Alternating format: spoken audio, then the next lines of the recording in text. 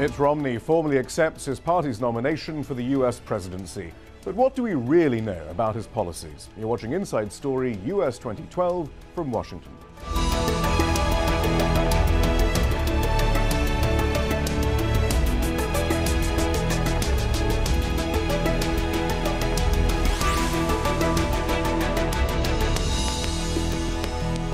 Hello, I'm Shihab Ratansi. It was a speech he'd been waiting for years to deliver. I accept your nomination for President of the United States. And now, having finally officially become the Republican nominee, Mitt Romney's specific policy proposals should come under particular scrutiny ahead of November's election. His address attempted to appeal to the Republican faithful with much talk of religion, family life, and, quote, restoring the promise of America. Some of the biggest cheers came for his criticism of President Barack Obama. His plan to raise taxes on small business won't add jobs, it would eliminate them.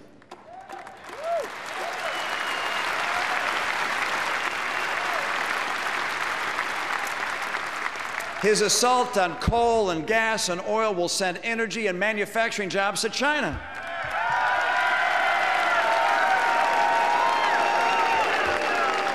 His trillion-dollar cuts to our military will eliminate hundreds of thousands of jobs and also put our security at greater risk. His $716 billion cut to Medicare to finance Obamacare will both hurt today's seniors and depress innovation and jobs in medicine. And his trillion-dollar deficits, they slow our economy, restrain employment, and cause wages to stall. But as for how he would pull the US out of economic stagnation, details were few, although Romney has sketched out his plans for jobs, energy, and trade. He also defended his earlier career in business, credentials that he says give him the know-how to get the country thriving again. But with his time at Bain Capital coming under increased criticism precisely for its business practices, is it really time for a businessman to be President of the United States? So what have we learned about Mitt Romney's policies? With us to discuss this in New York, Richard Wolff, Emeritus Professor of Economics at the University of Massachusetts Amherst.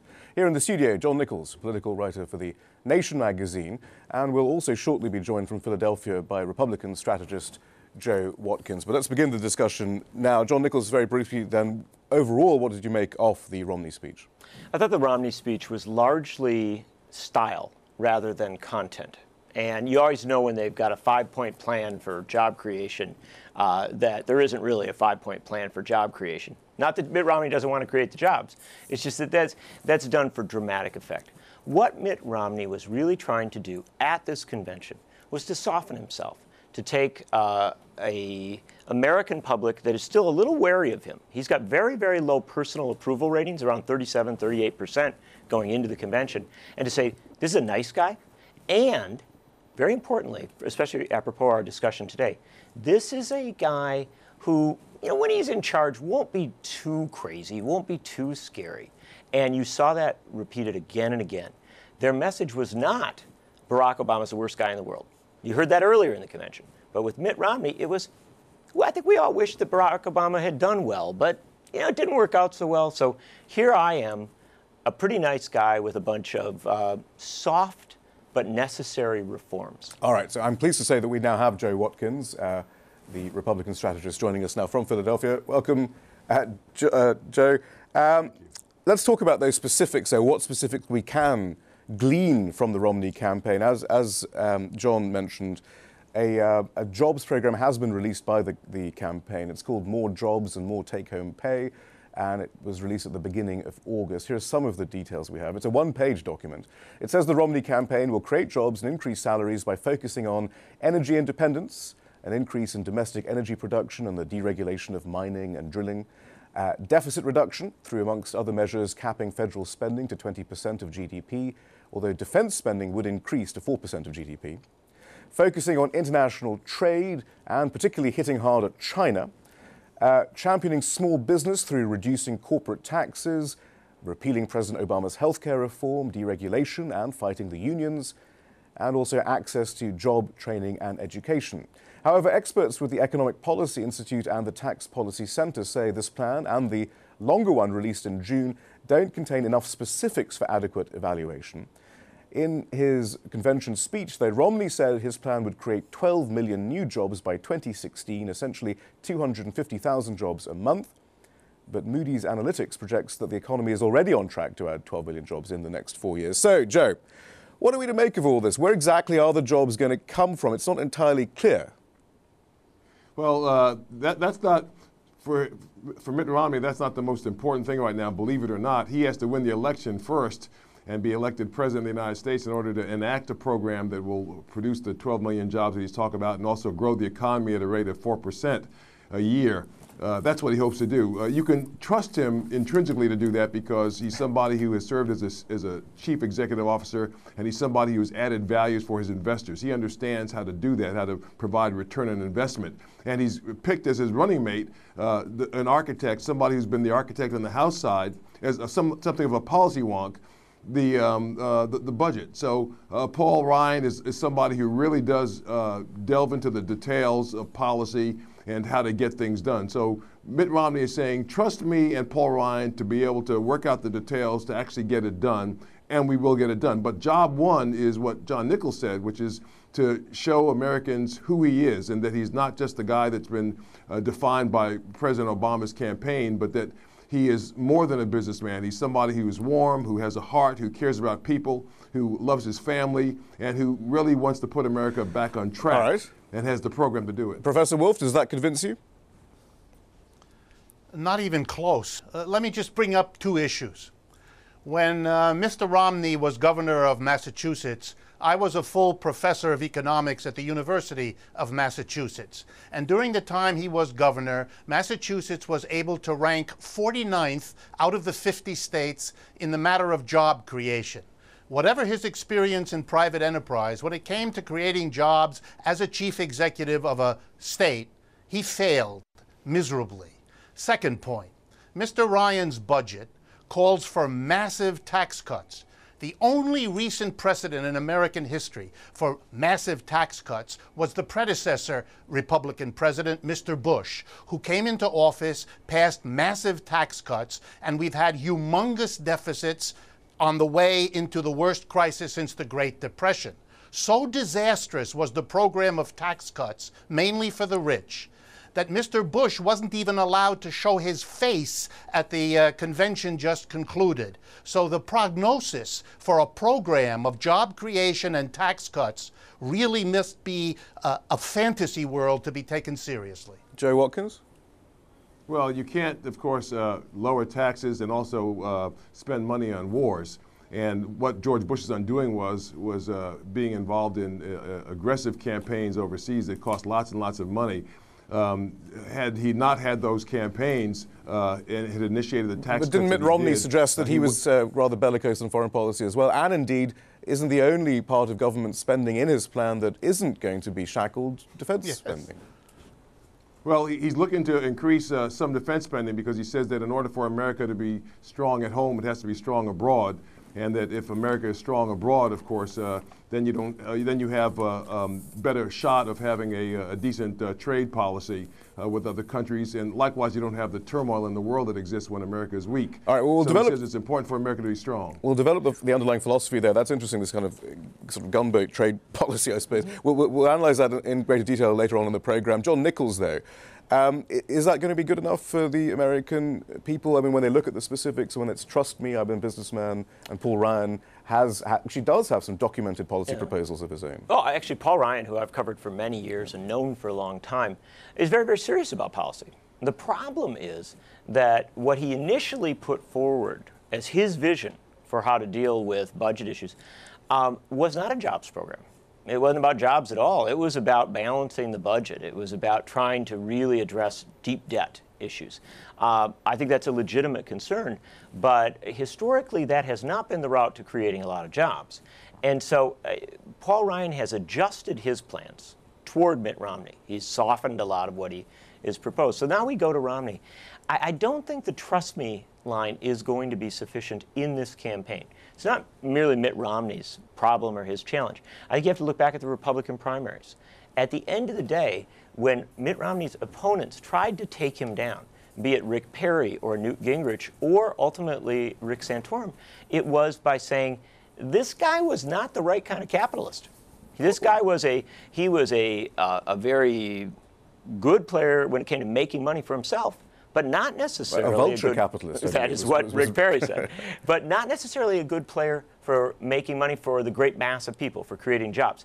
And so I think that's where he's going to be attacked, and he's going to have to go way beyond the trust me to some genuine plans that people can that can capture people's imagination. I mean, that's the problem, Joe. If it's about trust and his business experience, you know, he was a leveraged buyout guy, a private equity chap. This was about. I think it was Matt Taibbi said in Rolling Stone, borrowing vast sums of money and then having other people pay it back. And not only that, we now have revelations that Bain Capital itself got a bailout from the FDIC because it was going bankrupt itself. I mean, this issue, if it's going to be trust and vague policy platforms, I mean, it's problematic, isn't it? Well, I think what his speech last night did was it related to a lot of the small business owners out there who know what it's like to be in a small business. I'm somebody like that. I was a small business owner for some years. And for regular folks who try to start a small business, they've got to borrow capital, they've got to raise capital either from a venture capital company or from a private equity company, and then they've got to grow their business. And as they grow their business with an idea toward at some point either selling it or taking it public, they may need help along the way, and that's where private equity folks and venture capital folks come in as well. So people in small business don't look badly at private equity firms or at venture capital firms. They are the ones that provide the much needed capital when you, instead of you having to go to a bank, you can bring on a Mr. Romney's particular specialization wasn't simply, I mean, was more sort of, you know, getting a stake in a company and then, you know, getting them to pay the money back basically to the bank while he's firing most of the employees, wasn't it? No, not necessarily. It just depends. In terms of turning around a company that might be failing, if they put capital into a company that was failing, what they had to do was figure out how to fix it. And this is the point that he's making, that he knows how to fix things that are broken. So in some instances, it might mean scaling down the number of employees, but not always. It might mean scaling down the number of expenses that you have. You heard somebody in the yesterday in the last day of the convention saying, I think one of his kids saying that, you know, my dad is a notoriously cheap guy. He doesn't like to spend money. And then some of the people at Staples, one of the companies that he helped invest in, that he helped support and grow, said Mitt Romney found a way to cut costs, to cut the cost of pencils and paper and other items so that it could become profitable. That's what private equity folks do. It's Professor not Wolf, bad stuff, it's good stuff. Professor Wolf, place this private equity model then onto the US economy. What will that actually mean, do you think? Placing the first, private equity I'm model. just astonished. Professor. We're just astonished. I'm just astonished as a professor of economics. I wouldn't tell a story about venture capital firms like that to a kindergarten class. I mean, who are we kidding? The job of the venture capitalist is to make money. If he can do that by building a company up, he does. If he can do it by selling it cheaply to a foreigner or to a hustler here in the United States, he does. If he can carve it up into little pieces and sell it off, he does. They never sell cheaply. They never sell cheaply. They always try to make money when they sell. That depends on their relationship to the buyer. And if they have a good relationship to the buyer, they arrange for a sale at a low price. All of this is well documented. It's not unique to Bain Capital, but for Bain Capital to represent itself, or Mr. Romney, as the pleasant policeman on the corner who helps the child across the street, as opposed to doing all the other things, good and bad, that the police do, it's not serious. It's childish stuff. Mr. Bain and the capital company that he's named after, and Mr. Romney, were financial hustlers on Wall Street, caught up in the same activities that we have seen from AIG to all the other scandal-ridden activities that were designed to make money for those who were investing, no matter what the social costs. And we cannot expect the social costs to be handled properly by private interests for whom that's not a concern and never has been. But Professor Wolf, you say you're familiar with Romney's governorship. In government, there, he is quite pragmatic. He does. Surely he understands you can't use those same principles. You know, he did believe in a certain amount of government intervention on various issues. I mean, do you think there might be some secret plan that he's simply saying this to get elected? But once he is a chief executive of America, he'll realize, well, we do have to create jobs, and this isn't going to work, perhaps. Absolutely. My guess is that all of this is so much theater designed to win the election, as my fellow member of this program correctly said. And what comes later will depend on the pressures and the realities. He was quite pragmatic in Massachusetts. He went way over towards the liberal end because that's the kind of way the people in that state wanted to see him go. And then when he left, he became more right-wing, and then he had to say these things. You could see it even last night in the first half of the speech where he's Mr. Nice Guy, and in the second half where he has to do an absurd saber-rattling against Mr. Putin and against the Iranians, again for reasons that will make no difference when it comes to the actual diplomacy where you have to work out your problems. But then we're left with a Mr. Romney where we have no idea where he actually is going to go. And that may well be because he doesn't either, since we're left here in the United States now with a crisis that wasn't supposed to happen, wasn't supposed to be so bad, wasn't supposed to last so long, and wasn't supposed to be so impervious, both to the efforts of the Bush administration and the Obama administration. But there is nothing in what Mr. Romney suggested that would give you any reason to expect that as this crisis enabled Obama to ride into office, that maybe Mr. Romney will succeed in using it to drive him back out, but we'll be left with the same mumble-bumble, ineffective government in the face of an economic crisis that we've had the last 5 years. John, is there any evidence, though, that these things aren't? I mean, when he talks about, this trickle-down supply-side approach, extreme trickle-down. It really is. It's a return to something that... Cutting government almost completely, actually, the functions of government, isn't it? I mean, 20% of GDP, that's going to be quite stringent. I mean, but does he really mean it? Does he have a secret plan? Is he locked into a corporate political system that would allow him, perhaps, to take a more progressive view of the economy even? I mean, President Obama didn't really manage it, did he? This is the question. And our inability to answer that question truthfully, and as somebody who's watched this man very closely, this is the heart of this campaign. He has a very short amount of time, around 60 days, in which to convince the American people that if they put him in charge, he can do it. He can bring us out. It is not going to be about a specific agenda in one area or another. It is the trust factor that we hear about here. But that trust factor is countered by the suggestion that he is of the problem. He is of the crisis. And so at the end of the day, we're going to have a debate between President Obama and between Mitt Romney, with their vice presidential candidates also weighing in, that is going to go to a deeper issue. Americans are afraid.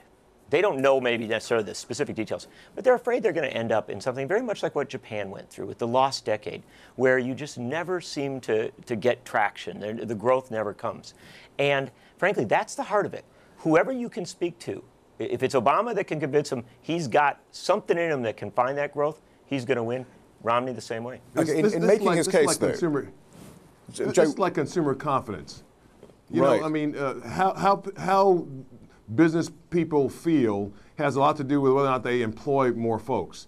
In other words, if you're a business owner, whether it's a small business or a large business, and the President of the United States is saying, I intend to raise your taxes. If you make more than $250,000 a year, I intend to raise your taxes. And by the way, I may raise your corporate taxes, and I may raise your capital gains tax.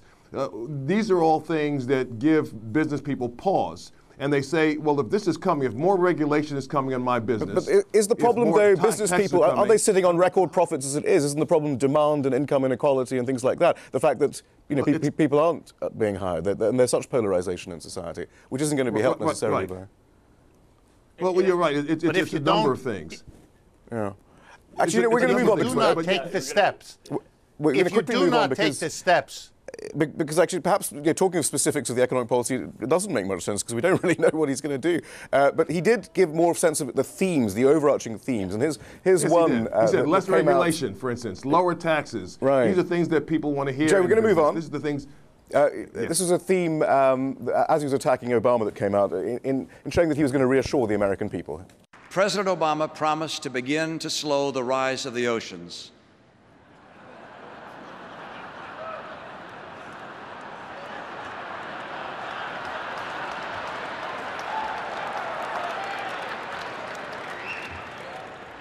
And to heal the planet. My promise is to help you and your family.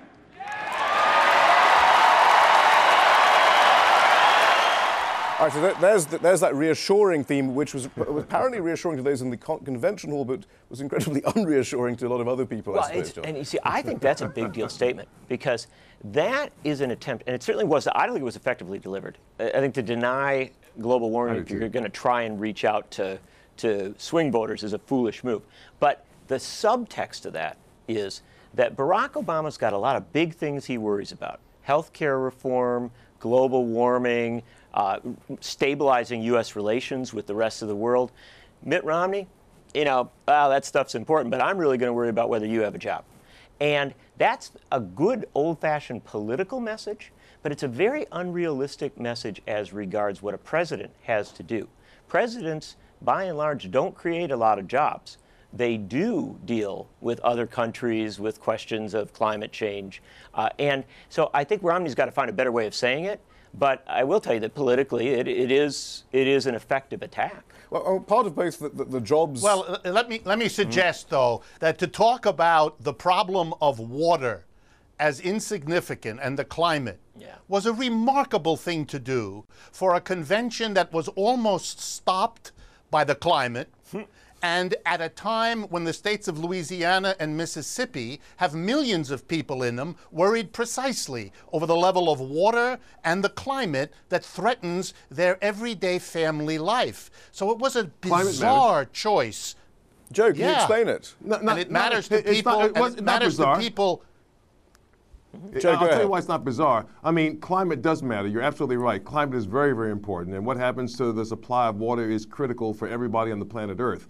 But Mitt Romney realizes that he's speaking last night to 40 million voters, 40 million Americans who potentially might vote for him. And he had to make the sale last night. And so he said, you know what, while these big picture items are great, I realize that you are the ones that vote. And I care right now about you and getting you job one, re-employed if you're unemployed, getting you a job, and then making sure that if employment's not your issue, that we settle issues that are problems for your family. That's a very powerful message, because he's saying, you know what, I'm going to be focused on you. And that's what voters in this terribly unsettling economic time want to hear, that the President of the United States is going to be focused on them and their problems. And so Mitt Romney was wise to say that. I suppose, John Nichols, the point is that climate has been a problem for many Americans this year. It's the year of climate problems. I mean, Professor Wolf is wise to point out the subtlety of some water issues there. But in the middle of the country, it's not water, it's lack of water. It's a huge, scorching drought. 1,500 American counties in crisis on drought. And so I think, again, I will say that what Mitt Romney did there was inept. But the subtext of it was not politically inept.